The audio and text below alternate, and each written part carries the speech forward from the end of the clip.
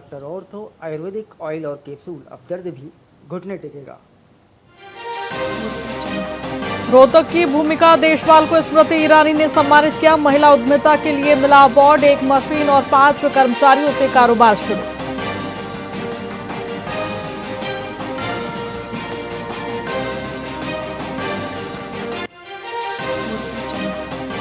दिल्ली में कांग्रेस का आरोप, आईआईटी डायरेक्टर्स को विदेश में आरएसएस संवाद की जिम्मेदारी। पूर्व छात्रों को कार्यक्रम में लाने के निर्देश। आरएसएस चीफ 3 देशों के दौरे पर।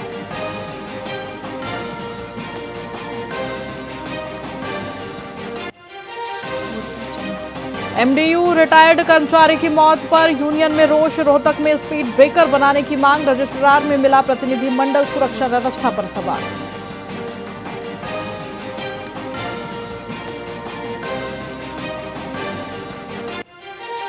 हरियाणा बीजेपी में राव की नाराजगी की वजह क्या? खट्टर से मतभेद और कुलदीप ने बुनाया मौका। एक्सपर्ट बोले दोनों की राजनीतिक मजबूरियां।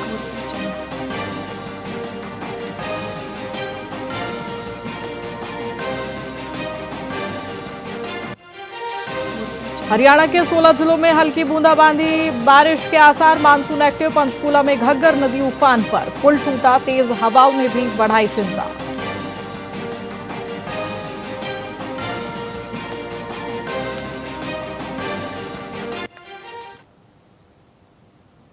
नमस्कार, मैं आपके साथ खुशी गोस्वामी। वीआईपी न्यूज में आप सभी का बहुत बहुत स्वागत है। रुक करेंगे खबरों की ओर।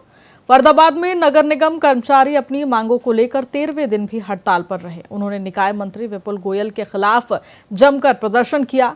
कर्मचारियों ने मंत्री की प्रतीकात्मक शव यात्रा निकाली और उनका पुतला भी फूंका गया। मई में हुई हड़ताल के दौरान 17 मांगों पर सहमति बनी थी, लेकिन अल्टीमेटम के बावजूद 30 जून तक मांगें पूरी नहीं हुई। इसके चलते 6 अगस्त से दोबारा हड़ताल शुरू हुई। कर्मचारियों का आरोप है कि मंत्री उनकी मांगों के समाधान को लेकर गंभीर नहीं है। जब तक मांगें पूरी नहीं होती, हड़ताल जारी रहेगा। आज हमारी हड़ताल को 13वां दिन है और हमारी जो मानी हुई मांग है, पिछले हमने मई के अंदर 1 मई से लेकर 14 मई तक हमने हड़ताल करी थी।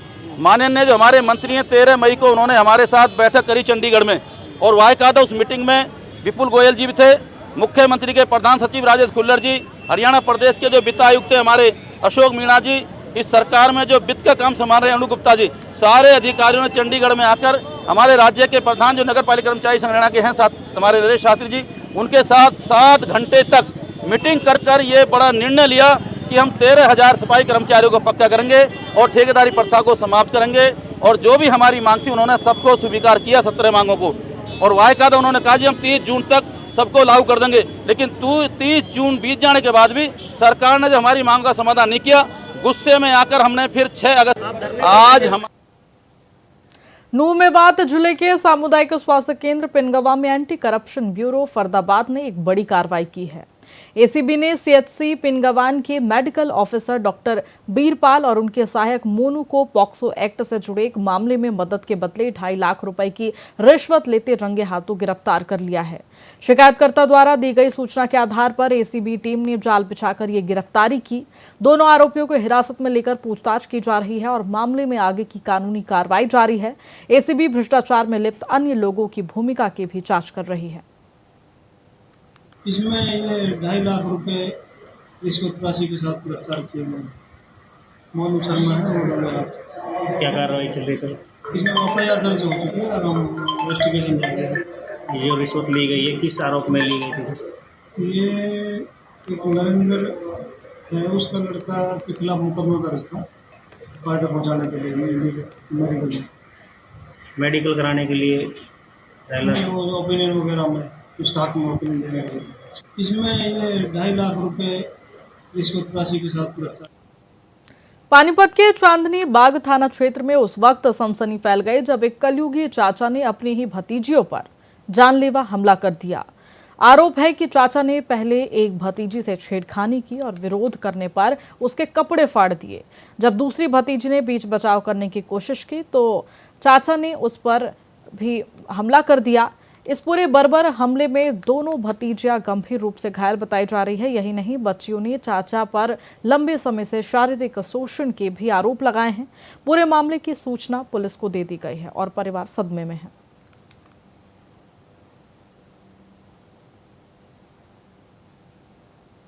और अपना रही सही। इसने भी ये सोचा कि भाई मेरी बेटियों को, जवान बेटियां हैं, उनका हाँ उस आदमी का हाथ मेरे सर पे होगा, है कि नहीं, तो इनको कोई बुरी नज़र नहीं देखेगा। तो उसका परिवार जब भी रेंट पे रहती है, इसने उस आदमी के 2 लड़कियां पैदा कर चुकी है। वो कहते हैं अभी तू निकल जाए यहाँ से, नहीं जहर दे देंगे, हैं तेरे तो 2 बेटी होगी, तूने बेटा क्यों नहीं दिया। उसकी पूरी फैमिली 6 बहनें हैं, वो 6 बहनें हैं वो, और उसके वो 4 भाई हैं। एक तो उन्होंने नशा मुक्ति में करवा रखा है। तीनों के तीनों घर पे आके रोज वारदात करते हैं, रोज मारते, मार पिटाई करते हैं। चाचा का उसने कावड़ पे जा रही थी, उसने काट लिया था। क्यों मारता है? जबरदस्ती कर रहा था। आज क्या हुआ? आज लड़ाई हो गई थी, उसने उस तरह मारा। क्या मारा? गलत काम भी करता था? पकड़ रहा था, मैंने हाथ पे उठा लिया। मेरी मम्मी को ऐसे बोलते हैं, हम तेरे को नहीं रखेंगे, हम तेरी लड़कियों को रखेंगे। क्या नाम है तुम्हारे पिता का? मेरे पापा का टिंकल।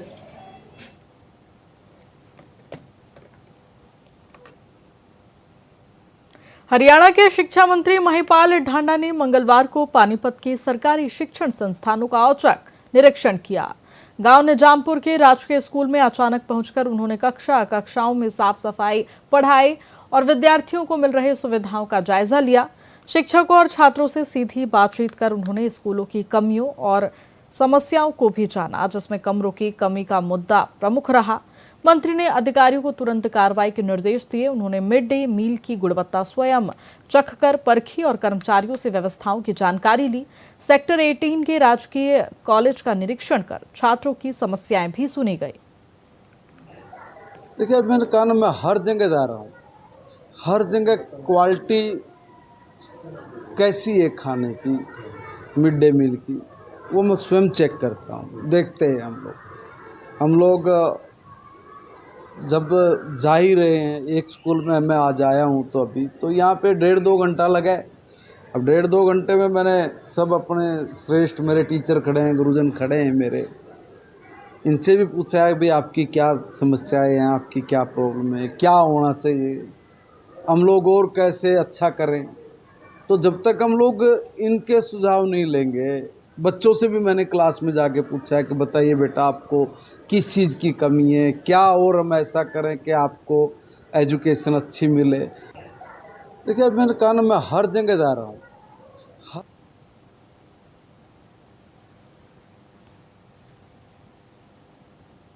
फिलहाल खबरों में इतना ही। बने रहिए हमारे साथ VIP न्यूज़ पर। नमस्कार।